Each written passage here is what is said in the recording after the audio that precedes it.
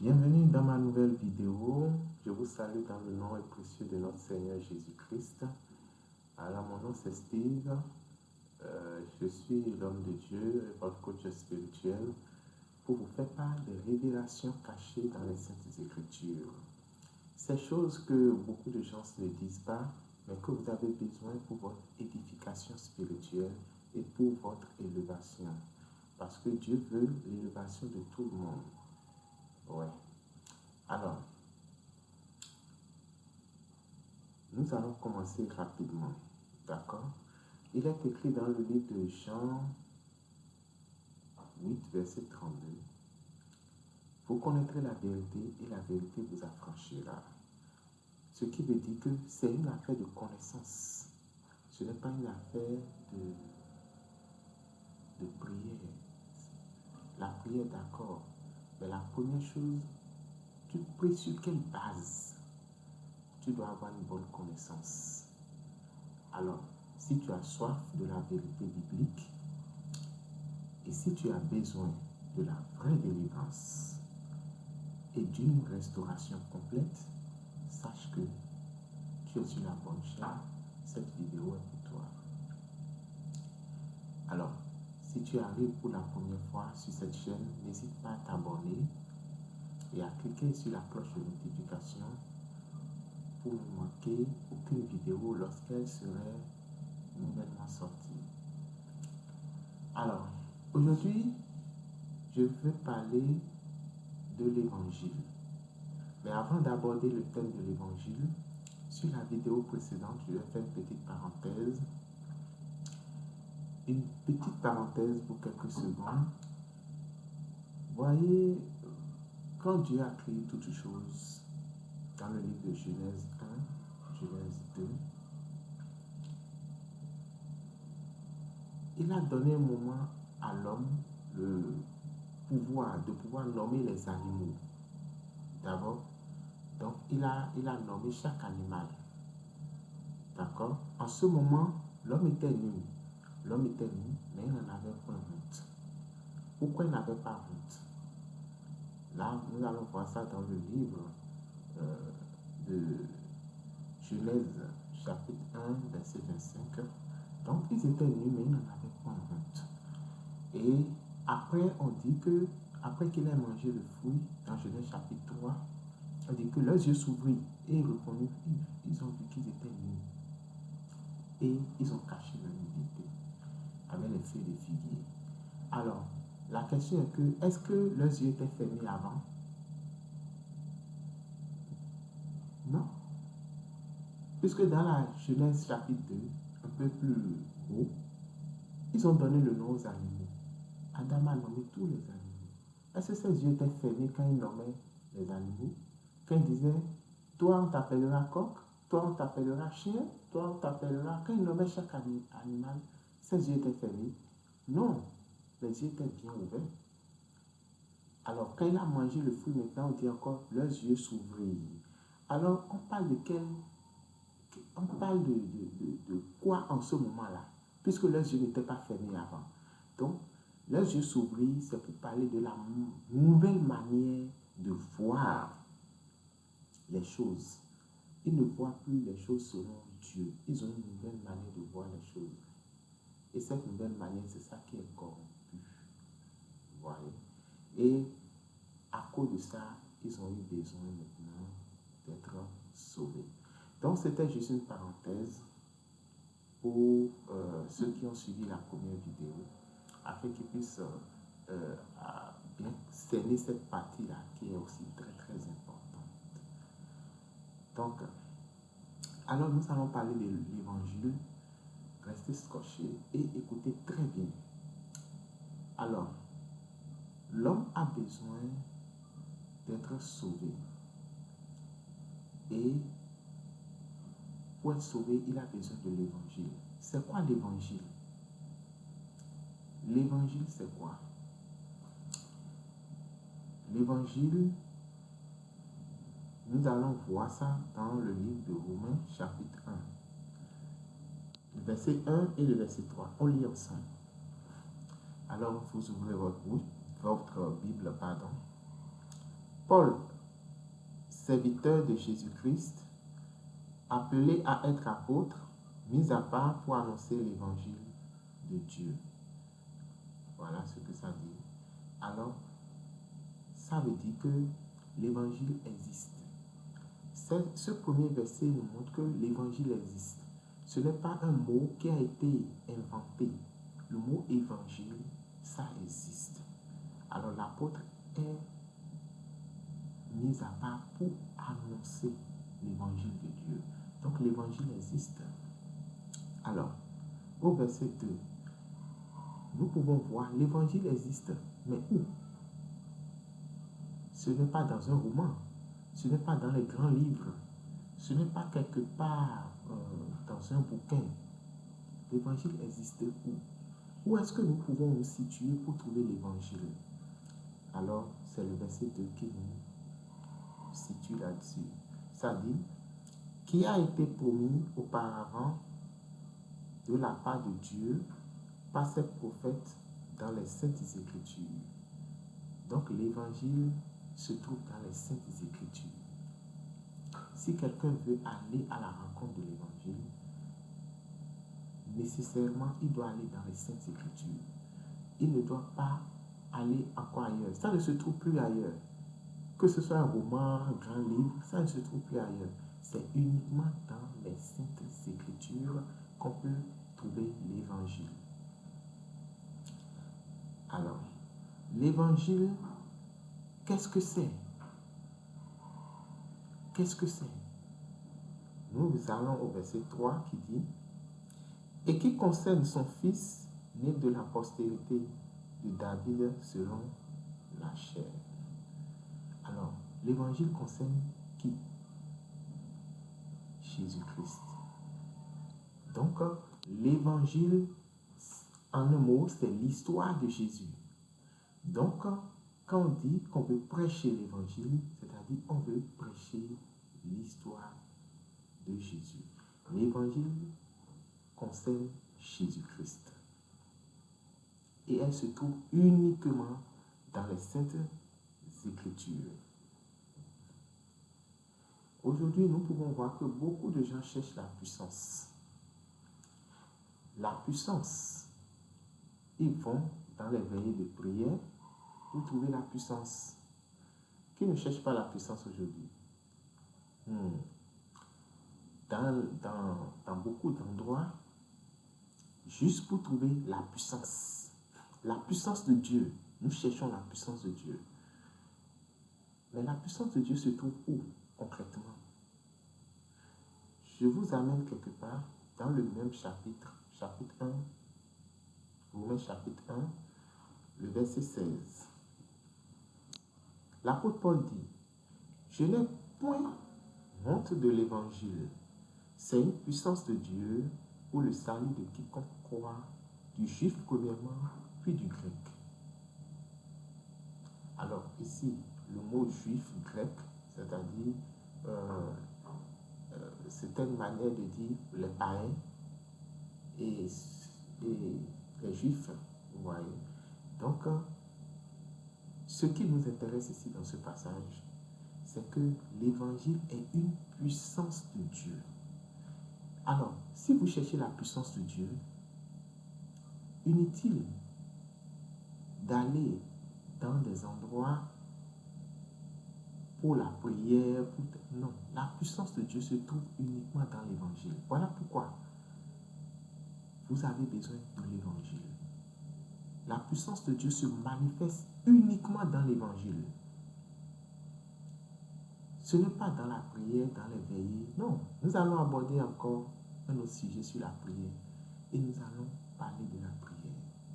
Mais si vous avez besoin de la puissance de Dieu, qui vous protège, qui vous donne la force, qui vous permet d'être vous-même, qui vous restaure, qui vous délivre, la vraie délivrance par la puissance de Dieu, il vous faut l'évangile.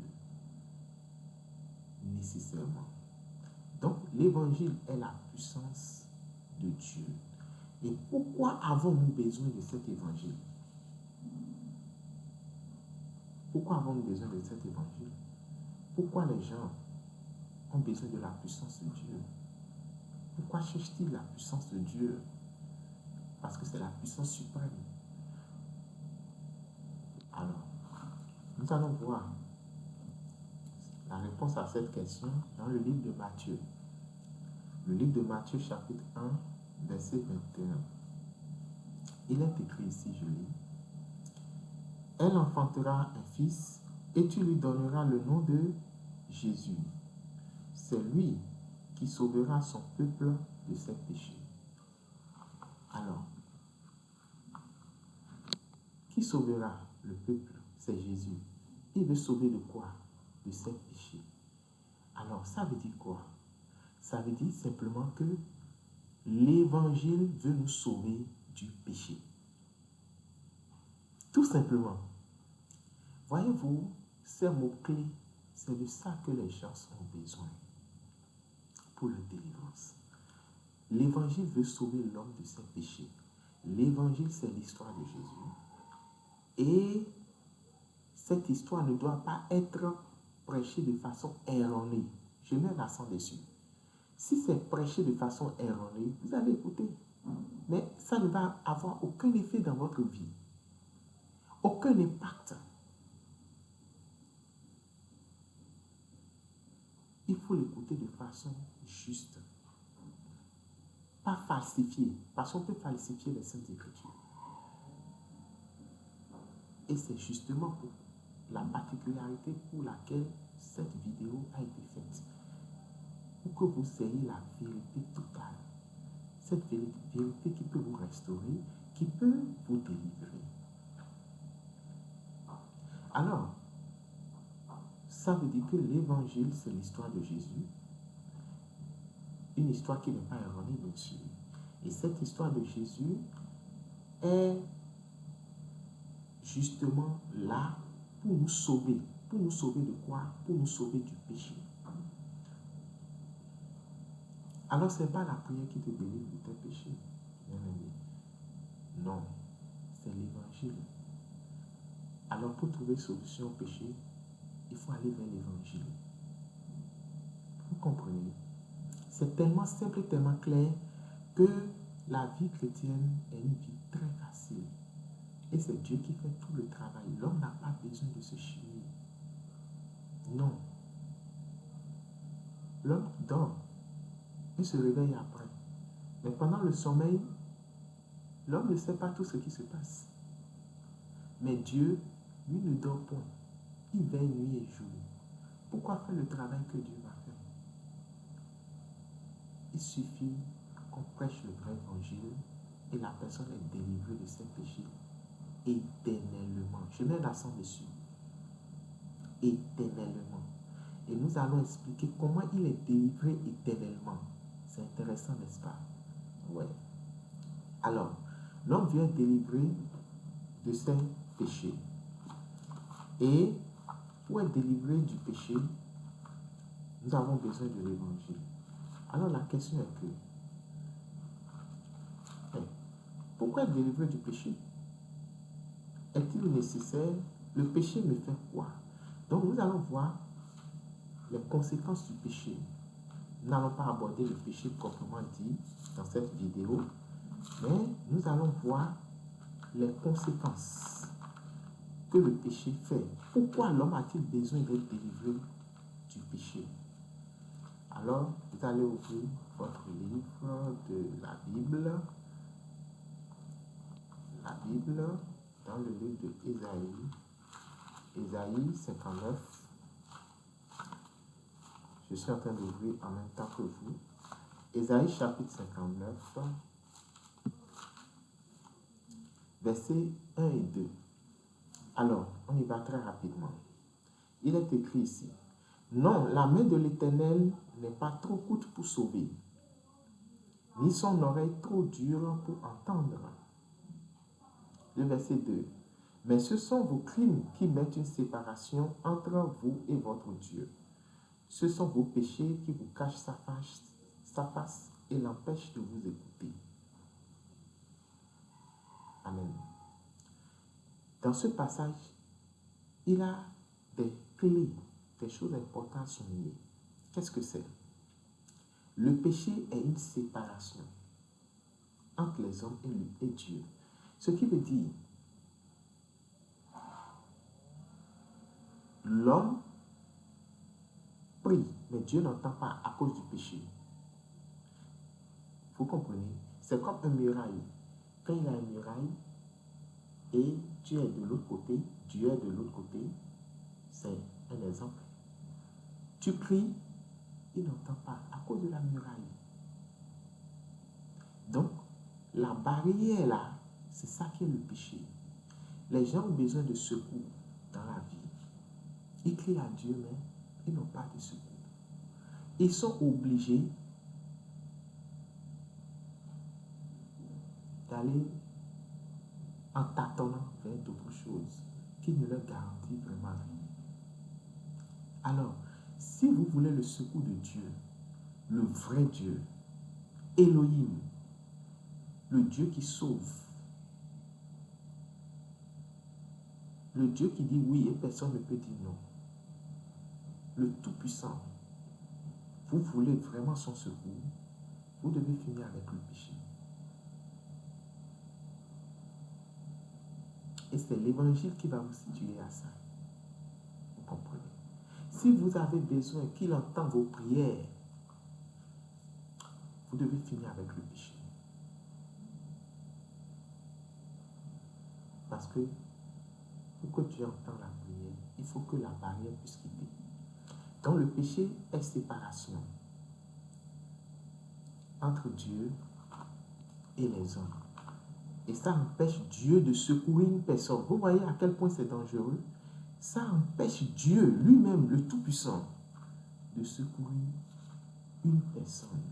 Ce qui veut dire que si quelqu'un a le péché, cette personne ne peut pas prétendre avoir le péché et adorer Dieu. Si quelqu'un a le péché, toutefois, et il est en train de prier et dit que Dieu l'entend, même si sa prière est exaucée, dites-moi, c'est Dieu qui a exaucé cette prière? Si nous fions aux Écritures, c'est Dieu qui a exaucé? Non, je ne pense pas. Parce qu'il y a déjà séparation entre lui et Dieu. Comment? Par quelle alchimie Dieu l'a entendu? Par quelle alchimie Dieu l'a sauvé? Alors ça, c'est les ruses du diable. Pour pouvoir garder les gens dans l'ignorance et dans les ténèbres. Nous allons aborder aussi ça sur les ruses du diable afin que vous compreniez comment ça se passe. Parce qu'il est capable aussi d'opérer certains miracles. Ah oui. Comme en Égypte, Dieu a dit à Moïse, devant Pharaon, tu jettes ton bâton, ça va devenir un serpent. Quand il va voir que c'est un serpent, ah oui, il va croire déjà que c'est moi qui t'ai envoyé. Figurez-vous que Moïse, arrivé en Égypte, a jeté son bâton, sa verge, devant Pharaon. Le bâton est devenu un serpent. Mais vous pensez que ça a convaincu Pharaon? Pharaon a ri. Serpent?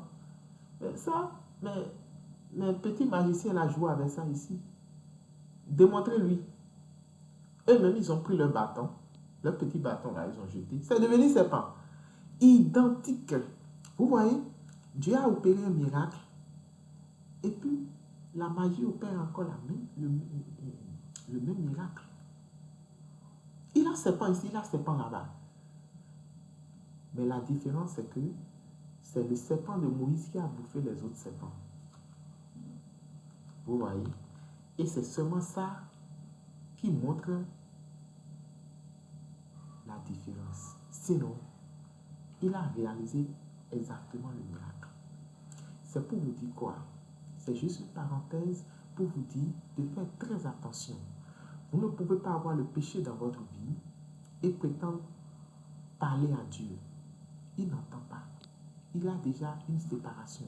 Vous ne pouvez pas avoir le péché et vouloir que Dieu vous sauve. Il ne peut pas vous sauver.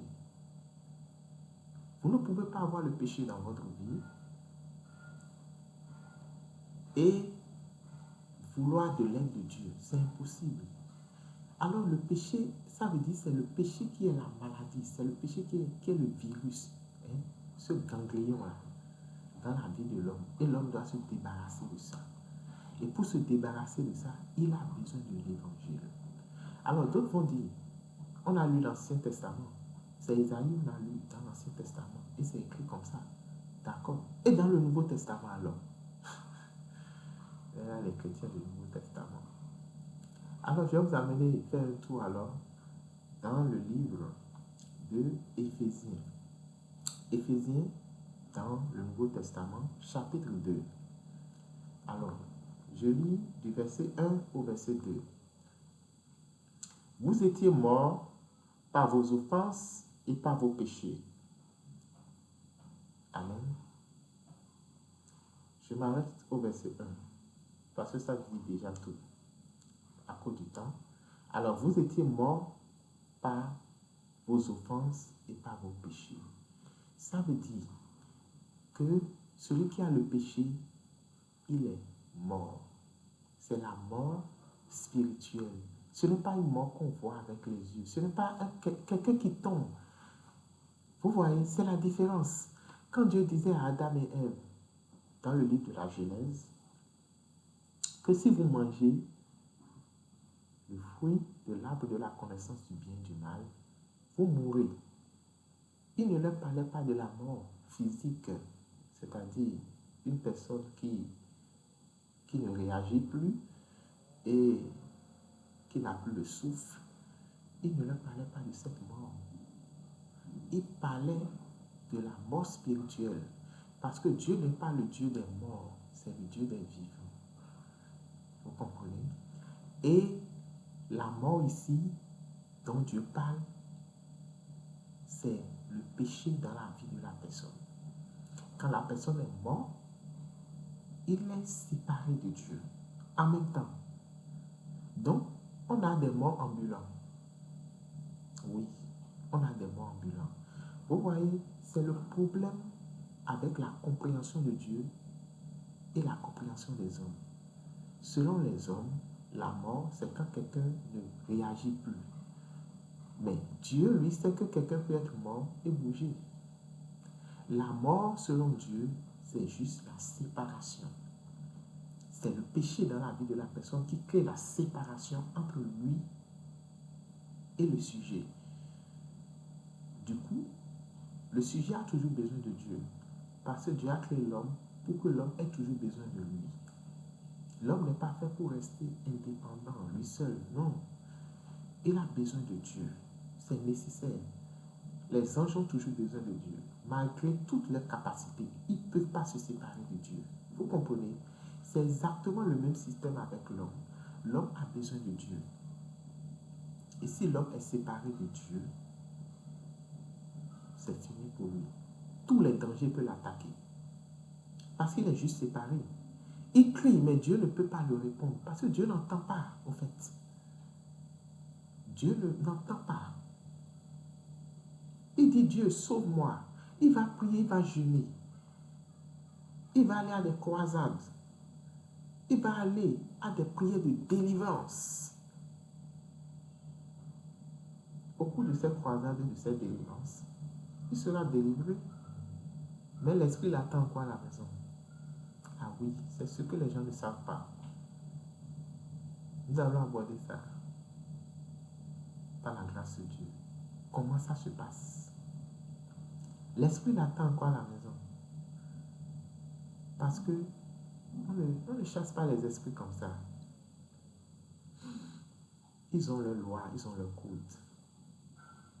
Lorsque la personne a l'évangile dans son cœur, le vrai évangile de Jésus-Christ, cet évangile le délivre.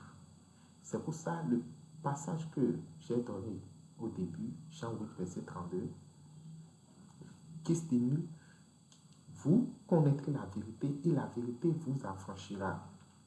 Affranchir veut dire quoi? Délivrer. Qu'est-ce qui peut délivrer? C'est la connaissance de la vérité. Ce n'est pas une prière, c'est une connaissance. C'est cette connaissance qui peut délivrer. Alors, vous voulez être délivré du péché et avoir la puissance de Dieu. Il n'y a qu'un seul chemin, c'est la connaissance de l'évangile. L'évangile pur, non falsifié, non dilué. L'évangile qui vous sauve, qui sauve votre âme du péché et qui vous remplit de la puissance de Dieu, qui vous restaure. Et vous avez l'autorité d'un chef. Car Dieu a créé l'homme pour être un chef, pour dominer sur toutes choses. Tu n'as pas à avoir peur. Tu peux marcher dans l'obscurité. C'est toi la lumière qui passe dans cette obscurité. L'obscurité n'est pas ce que tu vois physiquement. L'obscurité est spirituelle. Quelqu'un peut être dans l'obscurité et marcher en plein jour. Oui. Parce que tout ce que dit la Bible est spirituel. Elle n'est pas physique. La Bible ne parle pas des choses physiques. La Bible parle des choses typiquement spirituelles. C'est notre vie spirituelle qui intéresse Dieu. Et c'est le spirituel qui agit sur le physique.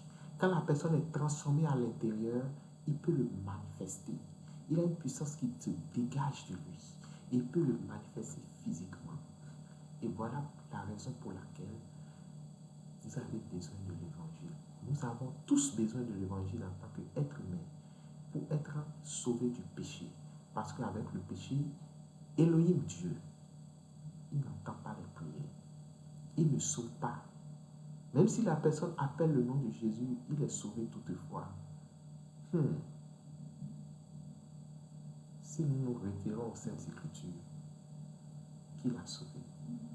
Il est temps maintenant que vous suivez la bonne voie. La bonne voie. Pour être vraiment sûr de votre état spirituel. Pour être sûr qu'un jour, comme les Saintes Écritures disent, si l'enlèvement arrive, vous serez parmi ceux qui vont être enlevés pour aller vers le Christ. Vous devez être sûr de votre identité. Vous devez être sûr de votre identité spirituelle. Est-ce que j'appartiens à Dieu ou est-ce que je n'appartiens pas à Dieu? Mais avec le péché, c'est impossible. Voilà pourquoi nous allons aborder dans une prochaine vidéo le péché. Qu'est-ce que c'est que le péché?